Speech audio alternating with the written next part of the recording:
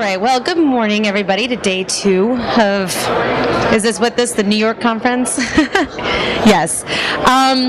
So what we're doing is just kind of some quick sessions to kind of get people caught up on things that are happening kind of in the social and digital landscape. And one of those things is that social media has really impacted the way journalists work now, and it's changing the way public relations in general is kind of moving forward. And so we're just going to try and keep these quick, about 10 or 15, 20 minutes, going through a few of the trends that we've noticed in the past few months. So kind of the first one is the fact that mobile is pretty much on the track to surpass computers for news consumption at this point. You know, back when, you know, the internet became a mainstream tool for everybody to use, news stations and newspapers started putting all of their content online. The thing is that people weren't really sitting in front of their computers reading the news. Fast forward now 15, 20 years, everybody's walking around with their phone or their tablet or some kind of a smartphone mobile device, and that is how they're consuming all their news now, whether it's via Twitter, whether it's through an RSS feed, whether it's through a mobile site of a news station or of a newspaper.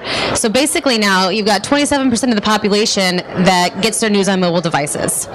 And consumers are actually to the point now where reading the news on their phones is increasing over reading the news in an actual newspaper. And mobile is actually directing a lot more people to these news websites, whereas before you had to type in the URL or search for them, and that wasn't happening. Now they're feeding all that into your phone, and so people are consuming obviously much more off of their phones. So what this kind of means for the newspaper industry is the fact that I'm sure all of you have seen in your local communities or your local regions, newspapers shutting down, station staffs being cut significantly. What it's doing for journalists and reporters at this point is the fact that it used to be breaking news was on the front page of the newspaper the next day. Now breaking news is first being broke on a Twitter feed, or so on a Twitter feed or on their homepage or whatever those kind of mobile or online channels might be. And it's impacting how we kind of monitor and determine the ROI of public relations now, because in the past it was your story got printed in a newspaper, there was a picture, however many column inches it took, you could pretty much calculate fairly easily, okay, well this article was worth, $2,000 worth of ad revenue basically that we were able to get for free. Well now, the fact that newspapers are being cut down, some are even going from dailies to 2 or 3 times a week or just on Sundays, coupled with the fact that a lot of reporters are just putting their stories online. If it's something that's kind of breaking news or new, it's much harder to determine the ROI of a story these days. So now we're looking at, you pitch a story about your company or your brand or a deal that you've done, and it might have been in a local paper in the past. Well, now it might just be on the web. And how do you determine what that's worth? Because it's probably actually worth a lot more than we can figure out, because everybody is now consuming all their news digitally. But the only way to do it is to basically go in, look to see how on average many people are visiting a page. Then you have to go to how many times are they visiting a specific page, how many times was that page clicked, how many times was it then shared possibly through Facebook or Twitter or LinkedIn. And all of a sudden now you're looking at 6 or 7 different kind of channels to figure out what a story is worth these days. So now as a PR professional, when we go back to our clients and they're asking us for the pretty little spreadsheets that say your story was worth $2,000, we're saying, okay, well, your story never made it to print, but it was featured on the homepage of the website, and we were able to see that it was retweeted 15 times, and that the people that retweeted it had a total of, 2,000 followers. Can we give you an exact number of what that's worth? Not necessarily, but we can tell you that this article, went a little bit more viral over this article. So what can we do moving forward to try and keep that virality going? That said, Everybody is kind of thinking that social media is the new king and that everything needs to be shared on social media for it to be relevant. Social media is definitely growing in respect to how we get our news, but is not king, at least not yet. So you get 54% of the online U.S. population are active users on Facebook. That doesn't necessarily mean that they're wanting to read their news on Facebook. In fact, Facebook is not the primary source for people to get news. It is helping and it's changing how we get our news. Now we can kind of find stories or articles based on things that our friends have shared, but it's not a primary resource. It's more of a secondary, oh, I saw somebody posted this, I'll go in and read it. However, you're still wanting to get that daily news based on your kind of interests of what you want. Twitter, however, is definitely one that's growing because with Twitter, you can actually go in, find the reporters, find the kind of beats that you're interested in reading about, combine them into a list or, into your Twitter feed, and all of a sudden now you're getting a stream of the news that you're actually interested in. So now reporters have a much more difficult job because where in the past they were kind of the keepers of all the news. We could try and pitch them, we could try and get them to cover our stories. Now they're almost repitching the news back into the world, trying to get people to read what they're writing, whether it's a click through Twitter, a click via the Facebook page, a click on their website, to the point now where journalists are actually getting paid based on how many clicks they get over just a typical salary. So whereas they might get a salary before, now they're getting their bonuses based on, well, you were retweeted 7,000 times over the course of the year. You're obviously putting out good content that people want to read. Therefore, we're going to give you a bonus or increase your salary based on what you're doing online. So kind of just a quick graph on where social media links are coming from. Most of the people that are on Facebook are following friends or family, people that they know. So yes, if you share an article, you have 400 friends, those people might see that you posted an article and go in and read it, but that's not necessarily why they're on Facebook. They're not necessarily following news organizations and journalists.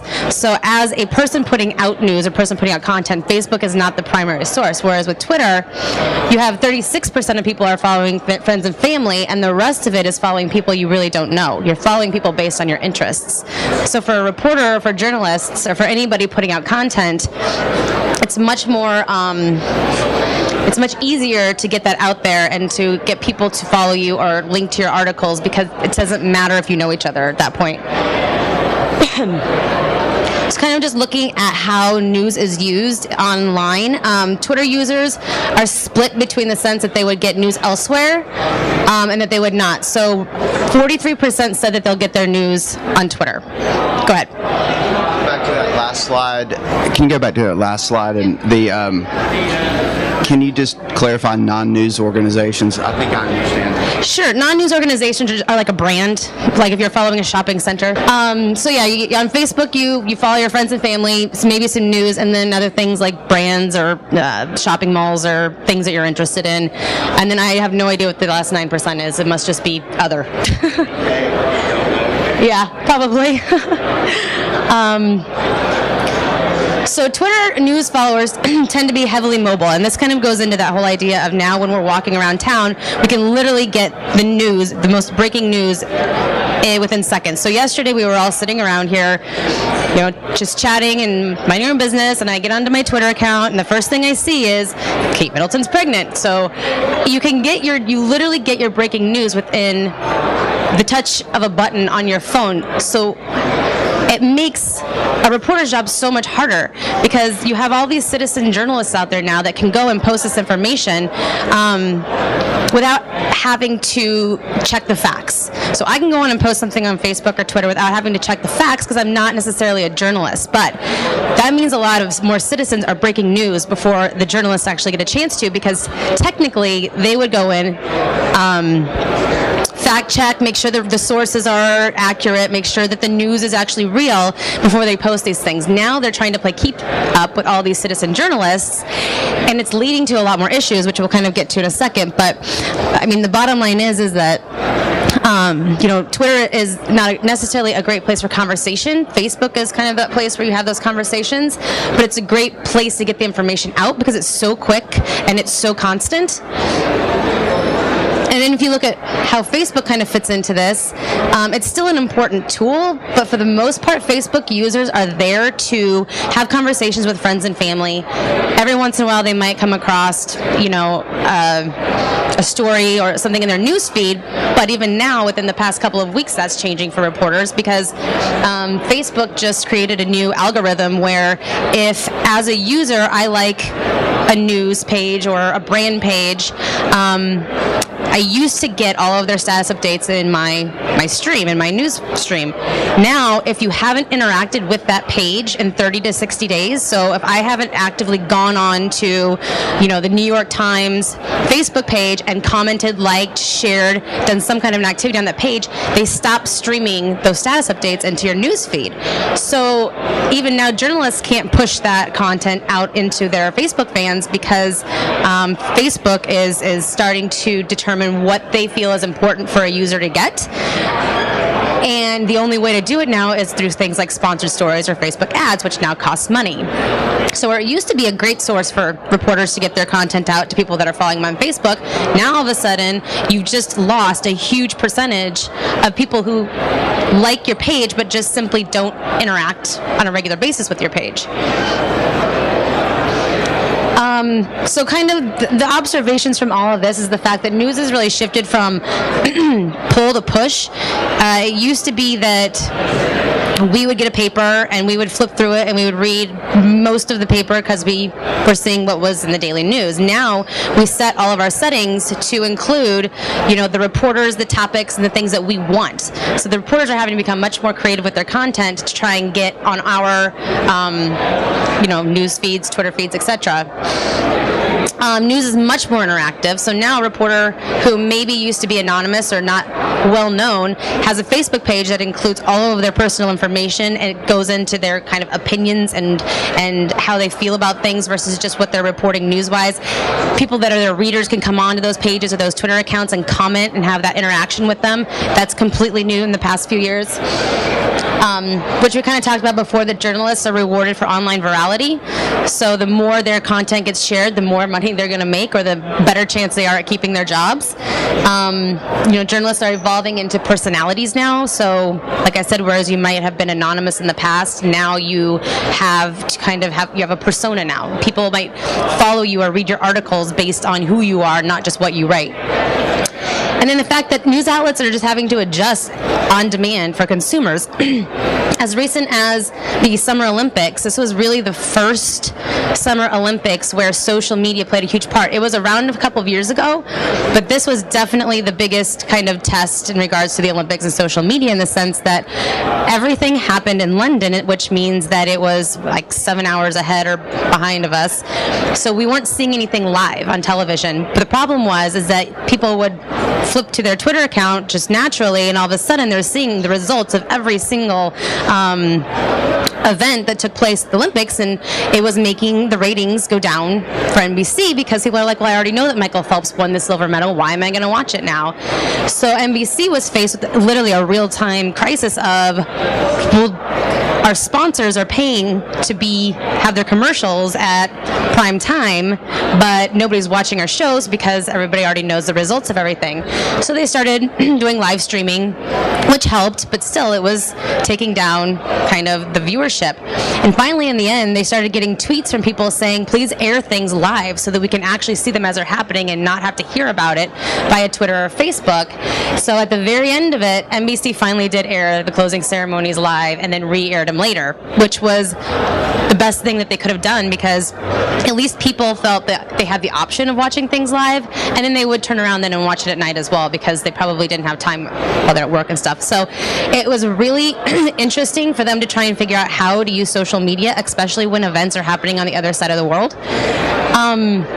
Another issue that we're getting, and we kind of touched on this a second ago, is the fact that with so many citizen journalists, there are a lot more errors in journalism now, because they're trying to beat those citizen journalists that aren't necessarily having to check sources. And so you have things like trusted and respected reporters from outlets like ABC going on and reporting that certain bills or initiatives passed when in reality they didn't.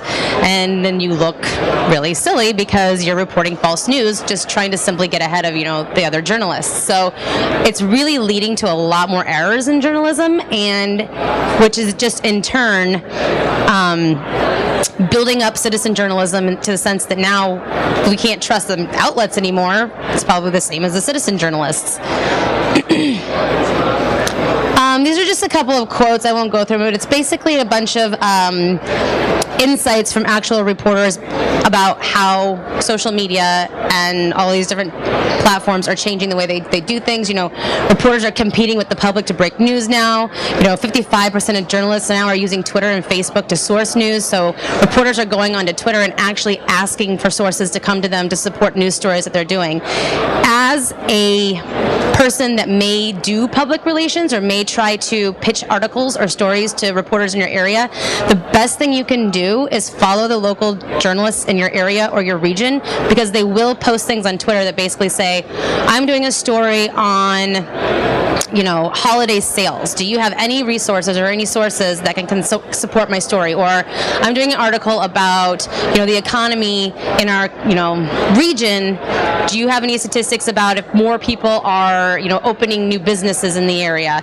And as a broker or a leaser, you may know people, I've had a 20%, increase in people purchasing or leasing space here. I can help you with that story and be, a source for you. So I have a lot of my clients, or I do it for them mostly, following specific reporters based on beats and information so that we can jump on an opportunity.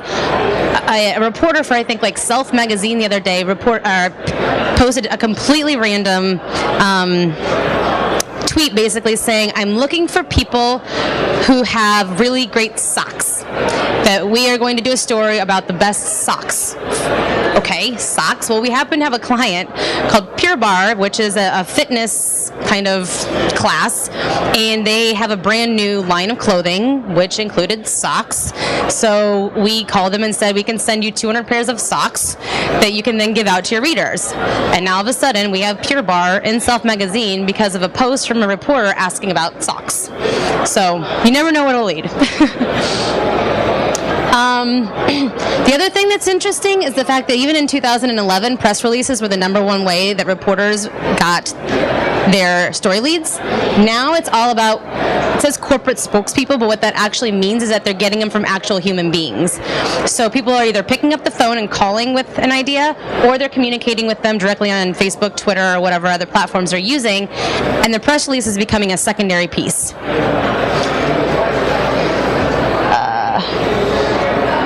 Some of the tactics that reporters are now using on their own pages or their own, whether it's their personal page or their actual news page, they're using it for crowdsourcing. So they're building their stories based on what other people are commenting on or saying or what other people find are important. So they might post a question, just a general question to the public, asking, what do you think the top holiday gift is going to be this year? And based on responses from the general public, they'll use that information then in their stories. So they're using the general public more as resources now versus going out and referring or deferring to, a mall owner or a store manager. They're surfing social media. They are researching their stories by going onto your Facebook pages and your Twitter accounts. So if they know that you are a fairly large mall in the area and they are doing a story on holiday sales, they're going to go to your Facebook page and your Twitter account to see what you're writing about. And if they find something that's interesting, they might then contact you to help support their story. So try, especially during peak seasons in retail, holidays, Mother's Day, whatever it might be, to make sure that we're flooding our Facebook and Twitter accounts with relevant content, which doesn't necessarily mean that we are saying, our stores are doing this. It can also include things like linking to an article that we find interesting because it is relatable to what we do in our industry, showing that we're obviously staying up on the trends and what's happening, so that if a reporter comes to our page, they can not only find out what we're doing and what we're saying, but get more information to support what they're working on. Media inquiries, which is what we kind of just talked about in the sense that they're posting inquiries via social media to try and find resources, and the fact that they're now creating online personalities. This is a tactic because, like I said earlier, a lot of them are getting rewarded based on their virality, and if they can establish a persona that is likable and that people want to engage with, they can then start having their articles shared a lot more frequently. And then just some kind of quick do's and don'ts in respect to working with journalists from a PR perspective. Do use social media for research. Go on to every reporter page, every news page in your region. Try and find them all on Twitter. A lot of news pages now have all of their reporters kind of very conveniently lined up, having their Twitter handles, their Facebook pages, all of the different news pages that are affiliated with their organization, so that you can literally go in and find their blogs at a click of a button on those news sites. Then you compile them into lists. Now you have your traditional media lists and also your social media lists. Do make your Facebook page a resource. If you want people coming to your page to kind of see you as a leader, thought leader, person who understands an industry or a certain topic, make sure you're using those pages to showcase that through your content. When you are sending out press releases, make sure that you do some SEO with it, because there's a chance that if they don't have time, they may just literally repost it on the internet as you have written it. So if you incorporate some SEO into your press release, hopefully then it'll be searchable, and if people are looking for specific things, they may stumble upon your press release or your article simply because a reporter reposted it. Along those lines, write tweetable headlines, because if it's easy for the reporter to repost it on their Twitter account, then they will, or they can, even if they're not going to write about it. If they see that there's some value in something, it may not be an article, but it might be something that they want to get out to their consumer base because they feel like it's relevant, and they might just simply retweet it.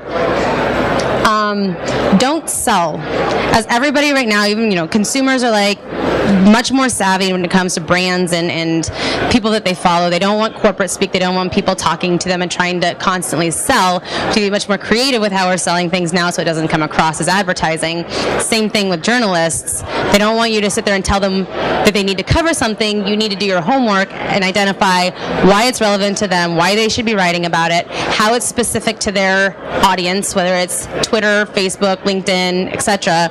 If you can tie it back to something, I noticed that you have been tweeting frequently about insert topic. It just so happens that we have some insight onto that and wanted to pass the information along to you. There's a much better chance that they're either going to retweet, post, or write an article about it if you can specifically call out why it's relevant to them. And don't pitch on Facebook. Anybody that has a brand page hates those people that gets onto your comment section and starts posting things like, I'm from the National Humane Society. Can all of your followers please start donating X number of dollars to our organization? Yes, it's a great cause, but our page is not there for you to promote your organization. Same thing. Don't go on to a news person's Facebook page and start pitching them stories. That's not what it's there for. Unless a reporter has told you specifically in person that they're okay with that. I've never come across one that has been okay with that, but there might be some out there. Try to use Facebook more as a way to better understand how the reporter thinks, who their audience is, and what their interests are. And I believe that's it. Does anybody have questions? Yeah. I don't know much about Twitter, but how do you get the news? I mean, like let's say the story broke about Kate Middleton being pregnant. I mean, so how would if I had a Twitter handle, how would I find that? I mean, because nobody knows who I am, and I don't know what reporter to contact to see who's writing about it. Okay, so does anybody have? Let's see here. So if you have a Twitter handle, there's an app. Like there's an app for everything, and you go on and you just kind of start searching based on topics. For instance, if you go to, let's say you go to the New York Times website and you have a Twitter handle, and you kind of start looking through the list of reporters based on the beats and what they write about, you can then click on them and follow them. So once you're following them, anything they write is going to stream directly into a feed that then can be found on your phone, on your computer, on your iPad, etc. So it's about kind of determining what you're interested in reading about, finding the people that write about it. So even just starting small with, local reporters, or, I follow a lot of sports reporters. Once I start following a couple of sports reporters, I see who they're following and who they're retweeting, and then it leads me down a path of, okay, well, these are the people that I'm interested in, and these are the people that those people are interested in, which means I would probably be interested in them as well, and it kind of helps you navigate the people that you follow. Once you follow somebody, it all just comes straight into your Twitter feed. There's an option that you can say, I want to follow you, and all of a sudden, Right. Right. So if you went to Twitter and searched, my Twitter handle, like at L Weeding, and you found it, all you would do is click follow, and then anytime I posted a tweet, it would come into your feed. And also, aren't the citizen journalists, aren't they much more guilty of having accurate information? Oh, absolutely, but they have no standards to abide by. It's literally a person on the street. The other day, I know it was the terrible tragedy in the subways here, and there was people posting pictures and news about it all over Twitter. They're not responsible for double checking their facts. They're just people posting news and information that they hear and see. So you have a choice of following somebody and saying, I trust what they're writing, or reading it and saying, oh, this is just some random person that's saying something. You really don't know if it's accurate or not. But they, unlike journalists, have nothing. They have no one to report to when it comes to whether or not the news is accurate that they're putting on there. And isn't there a new thing now that's beyond Twitter that's making the place of Twitter? Like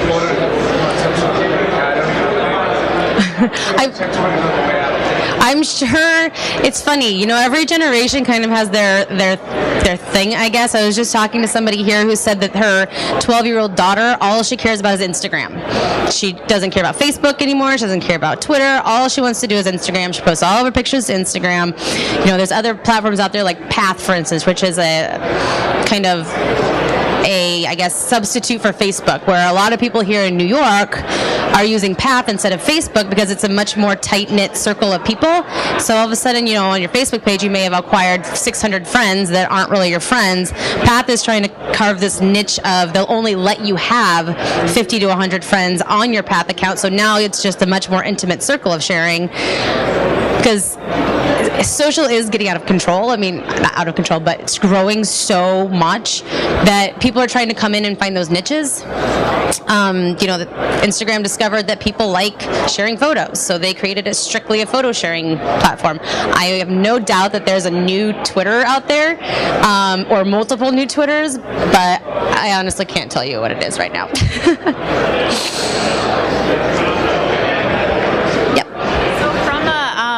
Like a landlord's perspective, how could they use the social media to market themselves? It's the $1 million question.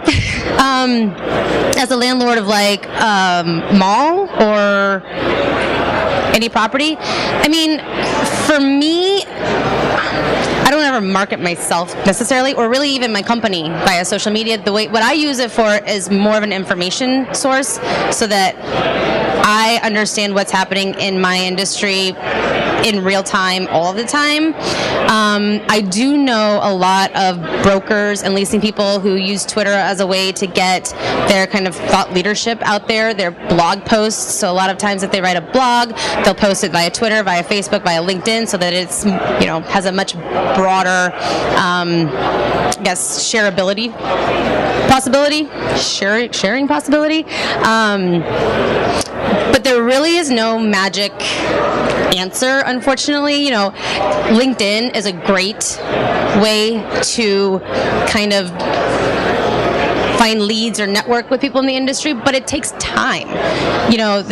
There's Q&As, there's discussions, there's groups, there's all these things, and it's a matter of going in and spending time on the sources to find the people or the platforms that actually make sense. And it comes down to what your goals and objectives are. What are you trying to do? Are you trying to find new space? Are you trying to lease a building? Are you trying to lease a store? Are you trying to find people to manage retailers? Whatever, what you're trying to do obviously drives a lot of what your strategies are going to be. It's not really a good answer, but there isn't one, unfortunately. Anybody else? Sure. Not sure if this relates or not, but I keep hearing Google groups and just wondering if that's considered a social media and if you're using that in any way or how it's supposed to get used. Like Google groups, they're like Google Plus? Yeah. I was actually at a conference last week that the Google Plus person was there, like the person who manages Google Plus was presenting, and he gave us this whole song and dance about how Google Plus is the fastest growing social media platform of all time, and and everybody just kind of started laughing in the crowd. And when they got to the Q&A portion of it, one of the keynote speakers that was actually there, a guy from a pretty big agency, national agency, one that did like the Old Spice campaign, raised his hand and was like, so you're telling me that people are on companies are on Google Plus, and it's the fastest growing social network out there. He's like, but aren't people just using Google Plus because it influences their search rankings? And the guy's like, no. People are actually using it. And he's like, outside of Hangouts, nobody is using Google Plus. I mean, this guy just laid into him. He's like, nobody is using Google Plus. He's like, we work with some of the biggest brands in the world, and the only thing that has ever benefited us through Google Plus are the Google Hangouts, because all of a sudden now you have a way to one-to-one via video chats and all these things communicate with your clients. But unless you're a brand like what are the little marshmallow birds? Peeps did a Google Hangout, and they launched a new product, and they got, a few hundred people that participated in kind of this social media focus group. But they're a massive company with a lot of awareness. As a small company, going onto Google Plus and trying to figure out a way to find your consumers is going to be nearly impossible at this point, because I've had a Google Plus account now for 2 years strictly to figure out what it is, and I have not checked it in the past 6 months. I would assume I'm a fairly typical social media user, and maybe that will be a platform that the kids now that are 5 years old as they're growing up maybe start to adopt. But as of right now, Google isn't, other than for search purposes, that great of a business platform.